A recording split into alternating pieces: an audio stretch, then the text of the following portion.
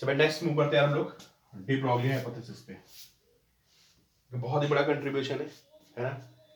मतलब जो आपकी क्वांटम मैकेनिक्स है, क्वांटम फिजिक्स है ना, वो डी ब्रॉगली के बिना पूरी नहीं हो सकती। इन्हीं की हाइपोथेसिस को बेस मान के बाकी लोगों ने बहुत काम किया। इनफैक्ट जो हमने बहुत मॉडल पढ़ा है MVR इज NH by 2 पाई, है ना, वो भी डी ब्रॉगली हाइपोथेसिस से ही बोहर ने उठाया था उस पॉइंट को। ठीक है, और बहुत सारे साइंटिस्ट हैं, उन लोगों ने डी ब्रॉगली हाइपोथेसिस को यूज करके क्वांटम मैकेनिक्स में बहुत सारा काम किया।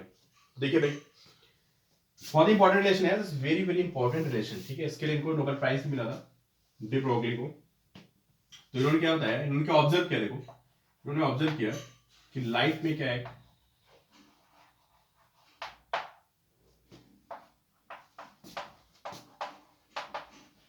ये सब एक साथ चल रही थी सबसे। प्लैंक की कहानी, प्लैंक की अलग कहानी चल रही थी, श्रोडिंगर की अलग चल रही थी, सबकी अलग अलग कहानी चल रही थी, सब एक ही टाइम पे 1920 के आसपास। तो लाइट में क्या होता है, पार्टिकल नेचर होता है, तो सिमेट्री से और सब एक दूसरे के हाइपोथेसिस, सब एक दूसरे के रिजल्ट यूज करते थे फर्दर कुछ नया निकालने के लिए। तो पार्टिकल में क्या होता है, पार्टिकल में एक वेव नेचर होना चाहिए। काफी रिवॉल्यूशनरी आइडिया था कि पार्टिकल में वेव कहां से आ गई। प्रपोज किया इन्होंने, जो लैम्डा होता है, lambda is equal to h by p। उन्होंने बताया वह p is momentum of a particle, p is momentum of a particle and lambda is wavelength of matter wave, है ना। इस वेव को इन्होंने क्या बोला, इस वेव को इन्होंने बोला मैटर वेव, ये मैटर वेव होती है। ठीक है, पी इसका क्या हो गया, पार्टिकल का मोमेंटम। कुछ भी अगर कहीं कुछ भाग रहा है तो सब में एक वेव नेचर होता है। अब आप सोचोगे वेव नेचर दिखेगा कैसे यार, तो दिखेगा भाई, हम लोग कहीं भागेंगे तो उसमें तो वेव नेचर दिखेगा नहीं, है ना। तो वेव की बेसिकली प्रॉपर्टीज क्या होती हैं, अब देखो उन्होंने हाइपोथेसिस दे दी, ठीक है, लेकिन ये प्रूफ नहीं हो पाया, एक्सपेरिमेंटली प्रूफ नहीं हुआ, लोगों ने इसको यूज बहुत किया। ठीक है, बाद में डेविसन एंड जर्मर, वो एक्सपेरिमेंट है, काफी इंपॉर्टेंट एक्सपेरिमेंट है, वहां से प्रूफ हुआ कि जो लाइट, जो पार्टिकल होता है वेव की तरह बिहेव करता है। तो देखो इनकी हाइपोथेसिस को किसने किसने वैलिडेट किया, है ना। कॉम्पटन इफेक्ट होता है, ठीक है, हट गैस से पहले था, और दूसरा डेविसन एंड जर्मन ने इसको प्रूफ किया। और अब ये पुराने टाइम की बात हो रही है, अब तो यार आपको पता है कि इलेक्ट्रॉन माइक्रोस्कोप बनी होती है ना। इलेक्ट्रॉन माइक्रोस्कोप जो होती है उसमें इलेक्ट्रॉन को किस तरह मानते हैं, वेव की तरह। बाद में पता चला कि भाई जो इलेक्ट्रॉन होता है ना, उसमें क्या होता है, उसमें डिफ्रैक्शन भी होता है, इवन YDSC में भी यूज हो जाता है, पता है। इलेक्ट्रॉन को आप हाई स्पीड से यंग्स डबल स्लिट एक्सपेरिमेंट डालोगे तो वहां भी आपको इंटेंसिटी का वेरिएशन दिखेगा। अगर इलेक्ट्रॉन्स की बीम को बहुत नैरो होल से पास कराओगे तो डिफ्रैक्शन भी होता है। बाद में तो सेंसिटिव इंस्ट्रूमेंट्स आ गए, तो बाद में पता चला डिफ्रैक्शन भी होता है इलेक्ट्रॉन में, और इलेक्ट्रॉन आपस में क्या करते हैं, इंटरफेरेंस भी करते हैं। ठीक है, तो बाद में सबने प्रूफ कर ही दिया कि भाई इलेक्ट्रॉन में क्या है, वेव नेचर है, डिफ्रैक्शन भी होता है, इंटरफेरेंस होता है। लेकिन सबसे पहले जो वैलिडेट किया था वो कॉम्पटन इफेक्ट, और सबसे पहले डेविसन जर्मन ने वो किया था प्रूफ। ठीक है, उन्होंने डिफ्रैक्शन कराया था, इलेक्ट्रॉन का डिफ्रैक्शन, इंटरफेरेंस, सॉरी, इलेक्ट्रॉन को उन्होंने इंटरफेरेंस कराया था अपने एक सेटअप बना के, और जो उन्होंने रिजल्ट्स निकाले डेविसन एंड जर्मन ने, वो रिजल्ट बिल्कुल वेव नेचर को फॉलो कर रहे थे। जो वेव नेचर की कहानी थी और जो डी ब्रॉगली की कहानी थी वो इस एक्सपेरिमेंट से मैच कर गई। ये इसकी इंपॉर्टेंस को हम पढ़ेंगे अगले उसमें, ठीक है। तो डी ब्रॉगली हाइपोथेसिस थी कि lambda is equal to h by m, एक मैटर वेव होती है। ये प्रूफ नहीं कर पाए, बाकी लोगों ने प्रूफ किया इसको, और आप सबको पता है कि इलेक्ट्रॉन वेव की तरह बिहेव करता है। इलेक्ट्रॉन माइक्रोस्कोप उसका एक फाइन एग्जांपल है, ठीक है। उसमें हम लोग, हाँ, उसकी रेजोल्यूशन पावर बहुत ज्यादा होती है इलेक्ट्रॉन माइक्रोस्कोप की, ठीक है। तो नोट करना भाई इसको, सारी प्रॉपर्टीज वेव की इलेक्ट्रॉन फॉलो करता है, मूविंग विद हाई स्पीड, ठीक है, मूविंग विद हाई स्पीड। और वैसे डे ब्रोगली हाइपोथेसिस फोटोन पे भी चलती है, देख सकते हो आप, है ना, इट्स एप्लीकेबल फॉर बोथ, मतलब मैटर वेव तो एप्लीकेबल है ही है, ठीक है, और फोटोन पे भी चलता है। फोटोन का मोमेंटम कितना होता है, आइंस्टाइन ने बताया था मोमेंटम होता है E by c, E is hc by lambda and by c p is h by lambda and lambda is equal to h by p, also applicable for a photon, ठीक है। अब कुछ books में ऐसे drive कर देते हैं, पता है, अब ये खुद ही नहीं ड्राइव कर पाए थे, है ना, खुद ही नहीं प्रूव कर पाए थे, ये हाइपोथेसिस थी इनकी, ठीक है। कुछ बुक्स में ये आइंस्टाइन की इक्वेशन लगा के उसको ड्राइव कर देते हैं, बट वो सही नहीं है, ठीक है। दोनों में चलती है मैटर वेव, समझे, मतलब फोटोन के लिए तो मैटर वेव नहीं बोलेंगे, नॉर्मली जो उसकी वेव है ना, दोनों पे ये इक्वेशन हमारी एप्लीकेबल है, डी ब्रोगली हाइपोथेसिस। अब ये तो बड़ी बड़ी बातें हो गई, डी ब्रोगली हाइपोथेसिस थी, इलेक्ट्रॉन में इंटरफेरेंस होता है, ठीक है, डिफ्रैक्शन होता है, और एक्सपेरिमेंटली प्रूफ हो गया, उसको हम अभी एक्सपेरिमेंट भी पढ़ेंगे डेविसन जर्मन। अभी देखते हैं जेईई नीट में क्या पूछता है, ठीक है, किस तरह क्वेश्चन बनता है डी ब्रोगली वेवलेंथ पे।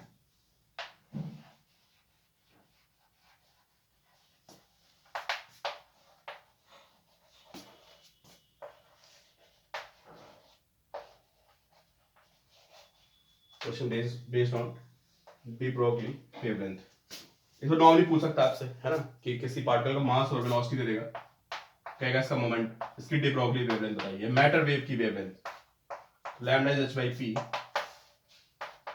आप h by m भी कर देंगे, ठीक है। नॉर्मली आपको पता है जो वेव नेचर कौन एक्सहिबिट करता है, इलेक्ट्रॉन, है ना, तो इलेक्ट्रॉन के बारे में बहुत सारे क्वेश्चन बनते हैं कि इलेक्ट्रॉन की डी ब्रोगली वेवलेंथ बताइए, ठीक है। आप देखो भाई, सबसे पहला तो इसमें यह बनता है कि अगर एक इलेक्ट्रॉन को एक्सेलरेट करा दिया है विद पोटेंशियल v, पहला पॉइंट हमारा क्या है, इलेक्ट्रॉन एक्सेलरेटेड बाय, इसी पे सबसे ज्यादा क्वेश्चन बनते हैं, एनसीईआरटी में बहुत सारे क्वेश्चंस हैं, ठीक है, कॉम्पिटिशन में आपको बहुत सारे क्वेश्चन मिलेंगे कि इलेक्ट्रॉन को मैं v वोल्ट से एक्सेलरेट कर दूं तो इसकी डी ब्रोगली वेवलेंथ कितनी होगी, ठीक है। तो देखते भाई, lambda is h by p, ठीक है, p is under root 2m। देखो बोर्ड में भी आते हैं क्वेश्चन, जेवी की बात नहीं हो रही है, बोर्ड में पूछे सीधे question, lambda is h by root 2m, क्योंकि केस काइनेटिक एनर्जी, और सबको पता है आप किसी इलेक्ट्रॉन को v पोटेंशियल से एक्सेलरेट करते हो तो it's kinetic energy is given by ev, where is charge and v is potential difference, value put करते हैं h by under root 2m ev, ठीक है। ये फॉर्मूला हमारा किसके लिए, फॉर इलेक्ट्रॉन, जब आपको क्या गिवन होगा, जब आपको पोटेंशियल डिफरेंस गिवन होगा।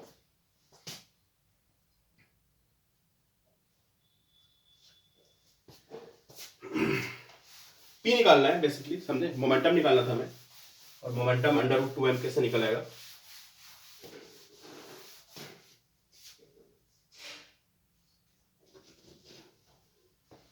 ठीक है। और दूसरा कभी पूछ लेता है फॉर एटम्स, है ना, जो गैस के एटम्स होते हैं अगर हाई स्पीड पे, इस पे क्वेश्चन आ जाता है,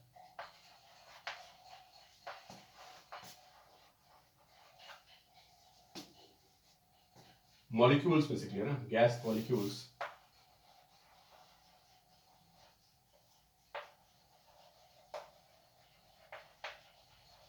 मूविंग एट हाई स्पीड, ठीक है। देखो भाई, lambda is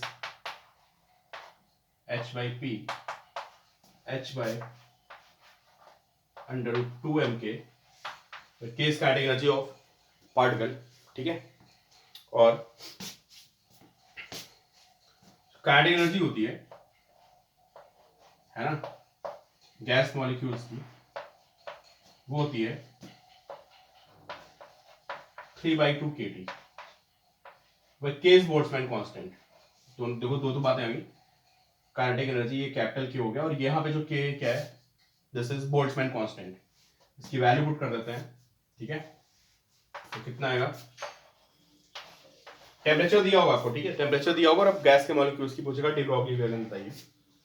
3/2 kT, this is 3m kT।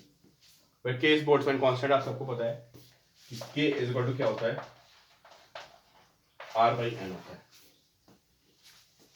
ये होगा डी ब्रॉगली हाइपोथेसिस, ठीक है। अब देखो भाई एक क्वेश्चन और बनता है, बोर्ड में भी बनता है और जे वगैरह में पूछ लेता है। मैंने आपको बताया ना कि डी ब्रॉगली की हाइपोथेसिस को बहुत से लोगों ने यूज किया, बहुत से लोग एक्सप्लेन करने में, है ना, और बोहर ने भी उसको यूज किया। तो बोहर्स मॉडल में देखते हैं कि इन्होंने कैसे यूज किया डी ब्रॉगली हाइपोथेसिस को। तो जो इनका एंगुलर मोमेंटम वाला जो लॉ था, ठीक है, एंगुलर मोमेंटम का जो लॉ था, Bohr's model and de Broglie wavelength,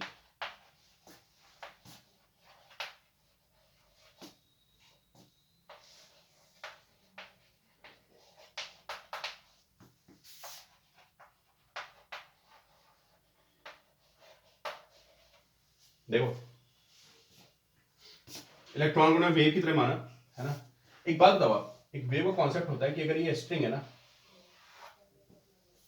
string tight है, टेंशन है इसमें, ठीक है, मैं इसको ऐसे क्लिक मार दूं, इसमें वेव्स डेवलप होगी, ऐसे ऐसे ऐसे, ठीक है, ऐसे वेव्स डेवलप होगी। वेव की अपनी कुछ फ्रीक्वेंसी होगी, कुछ वेवलेंथ होगी, ठीक है। अब होता क्या है, उनमें आपस में इंटरफेरेंस होगा और स्टैंडिंग वेव्स बन जाएंगी, समझे। बेसिकली क्या होगी, ऐसे ऐसे रस्सी में स्टैंडिंग वेव्स बन जाएगी, ऐसे ऐसे वाइब्रेट करने लगेगी स्ट्रिंग से। याद है आपको, एक स्टेट स्ट्रिंग में भी वो बनती थी स्टैंडिंग वेव, नोट्स बनते थे, एंटी नोट्स बनते थे, है ना। तो कहानी क्या होती है, जब उसको वाइब्रेट मारोगे, है ना, तो पता है कौन सी वेव बचेगी, वही वेव बचेगी जिसके लिए जो 2πr है ना, उसकी वैल्यू, मतलब एक वेव हो गई ऐसे, फिर दूसरी वेव हो गई, फिर ये ऐसे आपकी तीसरी वेव हो गई, है ना। तो 2πr is equal to n lambda. Complete wave तो बननी चाहिए, तभी तो कंप्लीट सुपरपोजिशन होगा। सुपरपोजिशन कंप्लीट बनने के लिए उसमें n नंबर्स ऑफ वेव बननी चाहिए। ऐसा नहीं कि एक वेव पूरी बनी कि आधी बनी, वो खत्म हो जाती है, जो भी होती है बाकी वेवलेंथ वाली वो खत्म हो जाती हैं, और फाइनली वही वेव सर्वाइव करेगी जिसके लिए कंडीशन फुलफिल हो जाएगी, ठीक है। 2πr is equal to n lambda.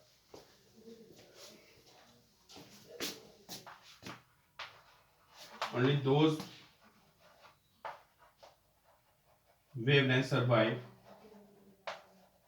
Wavelength बोले या फ्रीक्वेंसी बोले, और frequency survive which follow equation 2πr is equal to n lambda. जिसको फॉलो करेगा वही वेवलेंथ हमारी सर्वाइव करेगी, तभी स्टैंडिंग वेव बनेगी, ठीक है, बाकी कोई नहीं बनेगी, खत्म हो जाएगी अपने आप। ये समझ गया ना यार, वो कंप्लीट सिमेट्री बनने के लिए आधी वेव नहीं बन सकती है। 2 बना लो ठीक है, 1 बना लो चलेगा, 3 बना लो चलेगा, 3.5 नहीं चलेगा, ठीक है। तो ये तो हो गया वेव का concept, only those frequency survive और wavelength survive which follow this equation 2πr is equal to n lambda, ठीक है।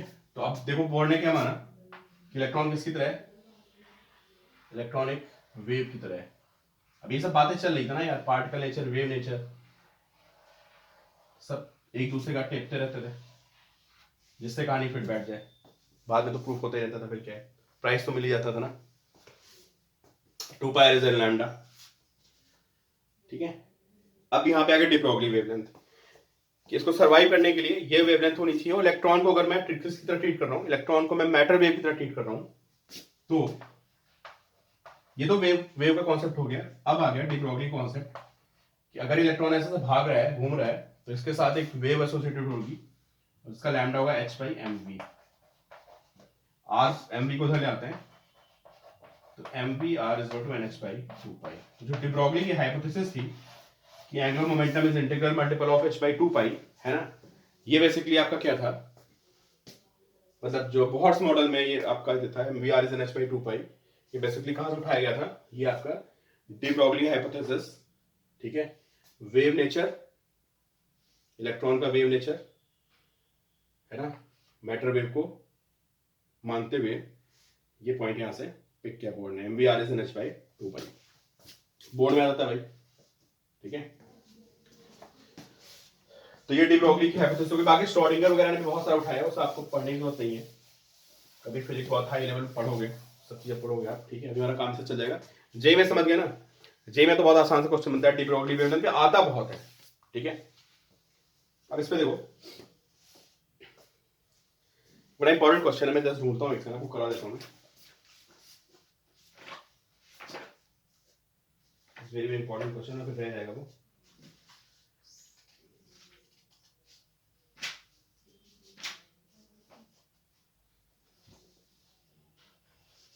एक क्वेश्चन की मैं एक वीडियो बनाऊंगा, उसमें बताऊंगा आपको, बट अभी सुन लो, आप कॉन्सेप्ट समझ लो क्या है, ठीक है। देखो कॉन्सेप्ट ये है, वेरी वेरी इंपॉर्टेंट पॉइंट,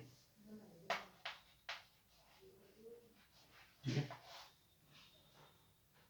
एक इलेक्ट्रॉन की एनर्जी गिवन है, electron and photon have same energy, electron and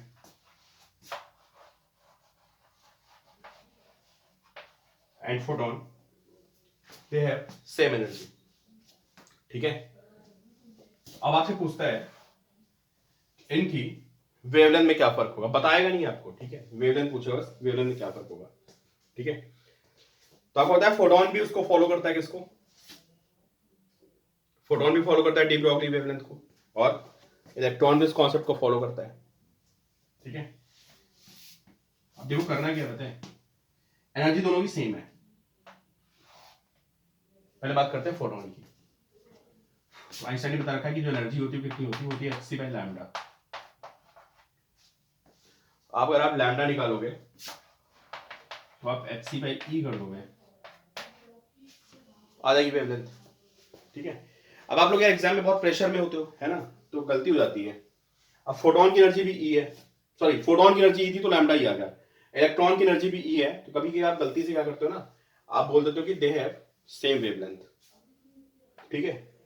और अगर आपने समझ लिया कि मैं क्या करने वाला हूं तो आप बहुत ही स्मार्ट हो फिर, ठीक है। तो देखो भाई, अब हम बात करते हैं इलेक्ट्रॉन की। इलेक्ट्रॉन की जो वेव होती है that is a matter wave, और मैटर वेव में कभी ये नहीं चलेगा, not applicable in matter wave, क्योंकि मैटर वेव में जो लैम्डा होता है वो होता है h बाई पी, ठीक है। और पी हम कैसे निकालेंगे, पी निकालेंगे अंडर रूट 2m कैसे, तो lambda is equal to h by under root 2me। तो ये आएगी हमारी किसकी वेवलेंथ, ये आएगी हमारी इलेक्ट्रॉन की, और एक किसकी आएगी, ये आएगी फोटोन की, ठीक। जेई में क्वेश्चन आया था, ठीक है, और उसने पूछा था व्हाट इज, मुझे याद तो यार क्या अपॉन क्या था, बट अपॉन में था it's lambda E by lambda P था। तो lambda E by lambda P निकालो, फिर मैं बताऊं पूछा क्या था उसने, कितना आएगा बताइए, h by under root 2me, lambda p कितना है, this is hc by e। ध्यान रखना यार, इंपॉर्टेंट पॉइंट हो रहा है, गलती कर देते हो आप लोग वहां पे एग्जाम में, कि फोटोन की वेवलेंथ निकालने के लिए hc बाई e और इलेक्ट्रॉन इज मैटर वेव, तो उसके लिए हम ये यूज करेंगे, एनर्जी सेम होने पे उठा के दोनों बोल दिया सेम वेवलेंथ, तो गए आपके नंबर, ठीक है। एस से कैंसिल हो गया, ठीक है। तो लैम्डा ई बाई जो लैम्डा पी आ रहा है डायरेक्टली प्रोपोर्शनल टू ई की पावर हाफ आ रहा है, ये क्वेश्चन था एक्चुअली, ठीक है। ऐसे ऑप्शन दिए थे कि lambda E by lambda P is directly proportional to E की power half, directly proportional to E, और ई की पावर 0, है ना, ऐसे ऑप्शंस थे। एंड डज नॉट वही मतलब does not depend on e basically, ठीक है, और lambda is equal to lambda p, ऐसे ऑप्शंस थे, ठीक है। बच्चों ने सोचा एनर्जी सेम है ना, तो एनर्जी सेम है तो is h c by lambda. अब ये पार्टिकल नहीं लगता है यार, समझ लो भाई, ये पार्टिकल नहीं लगता है, किसी ये फोटोन के लिए लगता है, और ये दोनों के लिए लग जाता है, ठीक है। तो लोगों ने लैम्डा इज लैम्डा भी मार दिया, गलत हो गया, ठीक है। तो यहां पे आप ध्यान रखिएगा कि जो मतलब ये क्वेश्चन ये जस्ट यही चेक करने के लिए आया था कि आपको पता है कि नहीं पता है, कि आप गलती से कहीं मैटर वेव्स को मिक्स तो नहीं कर रहे हैं। तो जिसने ई की पावर हाफ लगा दिया, इस बार जे वालों को समझ में आ गया कि भाई तुमको पता है कि मैटर वेव में ऐसे निकालना है इलेक्ट्रॉन में, ठीक है। बहुत से बच्चों ने लैम्डा इज लैम्डा पी भी कर दिया था, जल्दबाजी में ऐसा भी हो जाता है, ठीक है। इंपॉर्टेंट क्वेश्चन है। डी ब्रोगली वेवलेंथ में आपको बता दूं ना, जेई का बहुत फेवरेट टॉपिक है, क्यों आसान टॉपिक है, अब कुछ क्वेश्चन तो आसान डालने ही होते हैं ना, तो आप देखोगे तो डी ब्रॉगली वेवलेंथ से बहुत सारे क्वेश्चंस आए हुए हैं प्रीवियस ईयर्स में, बहुत ज़्यादा प्रैक्टिस जरूर कर लेना इन क्वेश्चंस की, ठीक है। अब आगे हम लोग बढ़ते हैं डेविसन जर्मर एक्सपेरिमेंट पे।